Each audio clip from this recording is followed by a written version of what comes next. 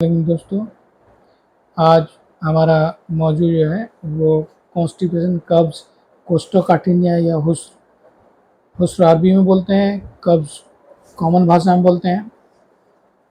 और इसके मतलब ये है कि जो कब्ज का मतलब है गिरफ्त, पकड़, यानी हमारी जो आंतें हैं वो जो बराज है उसको पकड़ लेती है। क्योंकि सभी को ये पता है कि हम लोग का बॉडी एक वॉशिंग मशीन की तरह काम कर रहा है। जो हम लोग वॉशिंग मशीन में जिस तरह कपड़ा ये करके उसमें जो है धुल के सफाई होता है, उसी तरह हम लोग को जो है ये जो हम लोग जो ग़िज़ा लेते हैं वो उसका जो है प्रोसेस ऑफ डाइजेशन जो है स्टार्ट होता है हमारे ज़बान में जो है सलाइवा से, टाइलिन से, वहाँ से स्टार्ट होके पूरा जो है एनल कैनल तक को डाइजेस्टिव ट्रैक्ट बोलते हैं। और मेन जो एब्जॉर्प्शन मेटाबॉलिज्म का जो काम है वो स्मॉल इंटेस्टाइन और कुछ लार्ज इंटेस्टाइन में होता है। और चूंकि ये रास्ते पेचदार हैं तो वहाँ तक जो है फुजला जाते जाते जाते जाते वहाँ पे ड्राई हो जाता है और रेक्टम का हिस्से में जो है क्या होता है वो बराज पकड़े रहता है, जिसकी वजह से जो है वो कंजूस की तरह छोड़ता नहीं है। और जितना देर बराज रहने से उससे क्या होता है, पेट में भारीपन होता है, मूड स्विंग होता है, एंजाइटी होता है, काम काज में दिल नहीं लगता है। उसके बाद में जो है कभी कभी जो है जो लोअर एब्डोमेन में एक बोझ सा महसूस होता है, कभी कभी पेन भी होता है, ये सारी कैफियत होती है। और बाज़ लोगों को जो है हार्ड स्टूल होता है, बाज़ लोगों को जो पैखाना होने के बावजूद भी खुलासा नहीं होता है, तसफ़ी नहीं होता है, तो ये सारी कैफियत इसमें पाई जाती है। अब जो है जिस तरह कंजूस जो है वो क्या करता है, बहुत ज़रूरत पड़े तो थोड़ा खर्च करता है, उसी तरह आंत भी इसको इस तरह गिरफ्त में लिए हुए है जिसकी वजह से वो क्या है मैंने थोड़ा थोड़ा छोड़ता है, जिसकी वजह से अनसेटिस्फैक्ट्री बावल इवैक्यूएशन होता है। तो जिस वजह से बदन में फुर्ती, चुस्ती, फुर्ती ये सब जो है नहीं मिलता है। वहीं अगर इजाबत खुलासा हो जाए तो बहुत फ्रेश और काम काज में मन लगता है। बुकरात जो बाबा तिब यानी फादर ऑफ मेडिसिन, उनका कहना यह है कि बराज का न ज़्यादा सख्त होना बेहतर है न ज़्यादा नरम होना बेहतर है, बल्कि एतदाल में होना लाजमी है। अब यह है कि बहुत लोगों का मिसकॉन्सेप्शन है, हमको सुबह जो है पैखाना नहीं हुआ, या हमको दिन भर में 2 हो गया, या हमको जो पैखाना हुआ उसका मिकदार ठीक नहीं हुआ, ये कोई पैरामीटर नहीं है। जबकि पैरामीटर यह है कि आपको हफ्ता में 3 बार पैखाना हो, या जो है पैखाना 24 घंटे बाद भी हो, लेकिन उसमें अगर फ्रेशनेस है, इवैक्यूएशन कंप्लीट है, आप में तरोताजगी है, तो वो ठीक है। उसके बाद मिकदार का भी कोई तयन नहीं है। और दूसरी बात जो है ये सारा जो है हमारा गट जो है उसकी वजह से होता है। यहाँ बेशुमार माइक्रोबायोम है, ये जो है बैक्टीरिया, वायरस, फंगस ये है, ये यहाँ पे जो है ठीक है तो सब कुछ ठीक है। और उसी तरह ये जो गट का रिलेशन डायरेक्ट ब्रेन से है। और इसीलिए हम लोग के जो है तिब्बी किताब में ये लिखा हुआ है कि मैदे की शिरकत की वजह से भी जो है हेडेक होता है, उसको सुदय सिर की मेदी कहा गया। उसी तरह पेट का ठीक रहना बहुत सारे माने बॉडी के एक्टिविटीज का ठीक रहना बराबर है, और यहीं पे 80% इम्यूनिटी जो है यहीं से हम लोग को मिलता है। तो लिहाजा हम लोग जो है कोशिश ये करें कि जो है जो कब्जियत है तो उसका वजह क्या है वो जाने।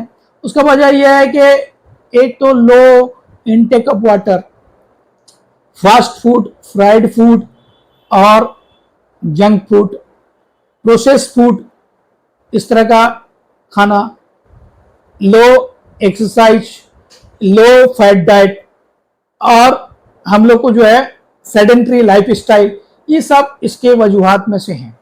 और जब कब्ज होता है उसकी वजह से 3 माने मेजर कॉम्प्लिकेशन पाई जाती है। कब्ज की वजह से बवासीर यानी पाइल्स होता है, कब्ज की वजह से फीसर होता है, एनल फीसर, कब्ज की वजह से फिस्चुला होता है यानी 2 ओपनिंग हो जाता है। इसके अलावा कुछ बीमारियां जिनके नतीजे में भी जो है कब्ज होता है। अगर हजम ठीक नहीं हुआ, जिगर के अफाल ठीक नहीं हुए तो उस कंडीशन में भी कब्ज होता है। जहाँ हजम इस्तेहाला नहीं होगा वहाँ भी होता है। पेरिस्टाल्टिक मूवमेंट जब सही नहीं होगा वहाँ भी होता है।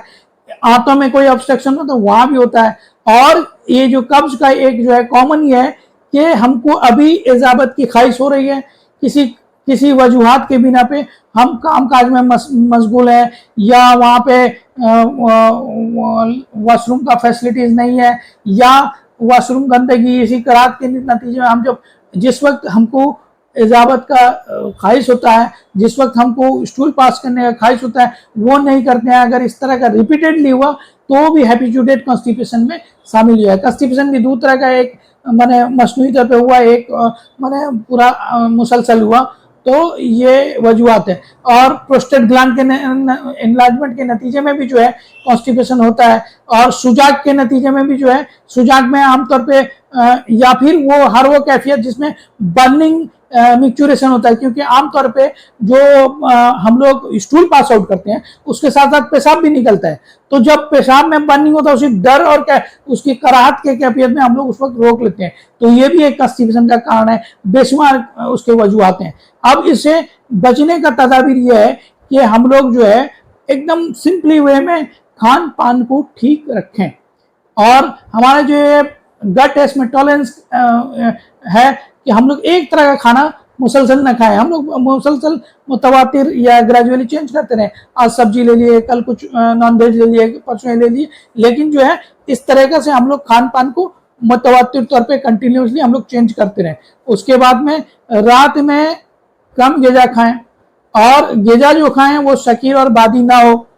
और हम लोग जो फाइबरस डाइट का इस्तेमाल करें, वो क्या है, पैखाने का बल्क बढ़ाता है। उसी तरह वाटर इनटेक हम लोग ज्यादा करें, एक्सरसाइज करें, सुबह उठ के जो है हम लोग जो है नबीज का इस्तेमाल करें। नबीज नबी पाक सल्लल्लाहु अलैहि वसल्लम के हिसाब से दो चीजों से नबीज आमतौर पर बनता था, दोनों को इकट्ठा नहीं करते थे। या तो हम खजूर का नबीज लें, 7-8 अदद जो है खजूर लिए, उसमें जो है रात भर पानी में भिगो छोड़े, सुबह खा लिए। और जो है बेस्ट रेजिन मुनक्का है, मुनक्का का सीड्स निकाल के उसको जो 5-7 अदद रात में भिगो दिए, उसको जो है हम लोग इस्तेमाल कर लिए सुबह, पानी और मुनक्का। उसके अलावा हम लोग जो है कई रोगन है बेगंजीर, जो जिसको कैस्टर ऑयल बोलते हैं, ये जो है डाइजेशन में मदद करता है। ये जो है आपका स्टूल पास आउट में भी बहुत ये करता है। ऑलिव ऑयल, उसका इस्तेमाल कर लिए। या आमतौर पे अगर माने बहुत ज्यादा कब्ज की शिकायत हो तो गर्म दूध में मक्खन डाल के जो है वो, उससे भी जो है इजाबत क्लियर होता है। और जो फैसिलिटेट करने वाला फाइब्रस है, वो जिस तरह हस्क ऑफ असबगोल और मुसल्लम असबगोल भी, और इसके अलावा जो है चिया सीड, तूत मलंगा, ये सब भी हम लोग इस्तेमाल कर सकते हैं। और त्रिफला वो भी इस्तेमाल करते हैं। खासतौर से हम अपने पेशेंट को जो देते हैं, जो आंवला, हलीला, बलीला, ये 4-4 अदद सेमी क्रश करके पानी में डाल दे और रात भर उसको ढका रहे, सुबह छक के पानी पी ले। उसके अलावा बरगे सना का भी बहुत अच्छा रोल है। बरगे सना जो है पाउडर बना के भी खा सकते हैं, उसको जो है पानी में भिगो के फिर बाद में जो है वो पानी और उसका जो है लिप्स को भी खा सकते हैं। और बहुत सारे दवाएं हैं। और इसके अलावा जो गट फ्लोरा को ठीक रखने के लिए हम लोग जो है नेचुरल प्रीबायोटिक प्रोबायोटिक जो लेते हैं, जिस तरह दही हो गया, और सोया का जो है अचार हो गया, गोभी का अचार हो गया, ये सब जो लेते हैं, इससे जो है हम लोग का कॉन्स्टिपेशन नहीं होता है और एक हम लोग जो है नॉर्मल लाइफ आराम से गुजार सकते हैं। तो आप लोग जो है अपने एक्सरसाइज को ज़्यादा कीजिए, पानी ज़्यादा पीजिए, सेडेंटरी लाइफ स्टाइल छोड़िए, फाइबरस डाइट लीजिए, और खाने में ज़्यादा तला भुना ना लीजिए। और आप नॉर्मल तौर पे जो है हम लोग का जो है खान पान से, और जो भी खाएं घर में बनाया हुआ खाएं, ज़्यादा ऑयली फ्राइड ना खाएं। इससे क्या होता है, ना आपको हार्ड स्टूल होगा, ना आपको एंकर यानी स्ट्रेस लगा के पैखाना होगा, ना आपका जो है पैखाना ज़्यादा देर रहेगा। तो आप लोग एक कब्ज से बचें। और बहुत तरह का इससे लिंक है, इससे इम्यूनिटी का लिंक है, इससे एंजाइटी वगैरह होता है अगर कब्ज रहे, इससे मूड स्विंग होता है, इससे हाजमा खराब होता है। तो इससे बचने के लिए आम घरेलू उपचार कीजिए, पानी ज़्यादा पीजिए, एक्सरसाइज कीजिए, मॉडर्न लाइफ छोड़िए।